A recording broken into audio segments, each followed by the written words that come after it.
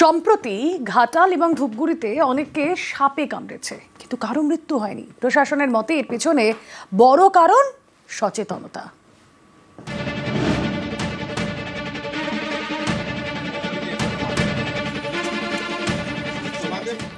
পশ্চিম মেদিনীপুরের ঘাটাল, এখানে গত 2 সপ্তাহ ধরে কিছু জায়গায় বৃষ্টির জল জমে। এর জেরে বেড়েছে সাপের উপদ্রব। অনেককে সাপে কামড়েওছে, কিন্তু কারো মৃত্যু হয়নি। প্রশাসনের মতে এর পিছনে বড় কারণ সচেতনতা।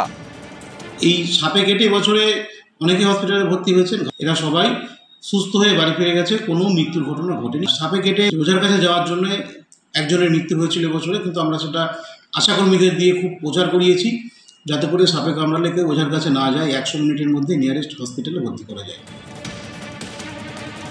সাপে কামড়ালে কি করতে হবে আর কি করতে হবে না তা নিয়ে সরকারি উদ্যোগে পাড়ায় পাড়ায় প্রচার করা হয়। এখনো সেই প্রচার চলছে। বারবার বোঝানো হয়, সাপে কামড়ালে একেবারেই ঝাড়ফুঁক নয়, যত তাড়াতাড়ি সম্ভব রোগীকে নিয়ে যেতে হবে হাসপাতালে। সাপে কাটলে প্রথম করণীয় ওই ক্ষতস্থান কোন রকম বাঁধন না দিয়ে, ওই ক্ষতস্থান ব্লেড দিয়ে চিরে রক্ত না বার করে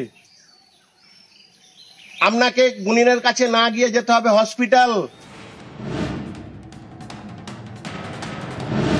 ঘাটালে সাপের কামড়ে হাসপাতালে ভর্তি 100-রও বেশি, কারোরই মৃত্যু হয়নি। ইনি শ্যামল গায়েন, কয়েকদিন আগে তাকে সাপে কাটে। ও জমিয়ে ছাঁচ কাটছিল জমিতে। হ্যাঁ, সেই সময় কি সাপ? শ্রীচন্দ্রগোড়া ক্ষীরপায়ে ভর্তি করেছিলাম প্রথমে, সেকেন্ড দিকে এসে ঘাটালে আছি।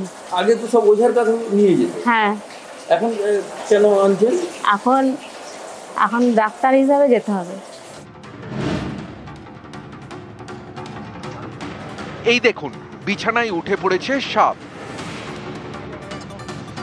বর্ষায় ধূপগুড়িতেও বেড়েছে সাপের উপদ্রব, অনেককে সাপে কামড়েছে।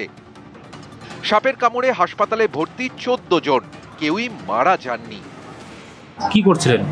জমিতে কাজ করতেছিলাম, জমি আলিতে ঘাস টানতেছিলাম, একদম সাপটা এখানে কামড়ে ঝুলিয়েছে।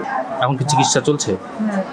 আগে কি হতো যে মানুষ সাপ কামড় দেওয়ার পরে অনেক লোকের বুদ্ধিতে হসপিটালে না যায়, ওঝার কাছে চলে যেত এবং মৃত্যুতে ঢলে যেত সেই মানুষগুলো।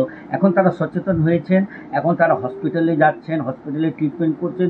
এই যে ধূপগুড়ি যে ঘটনাটা বললাম যে 14 জনকে একদিনে কামড় দিয়েছে, তারা কিন্তু এখন সব চিকিৎসাধীন এবং ভালো আছে।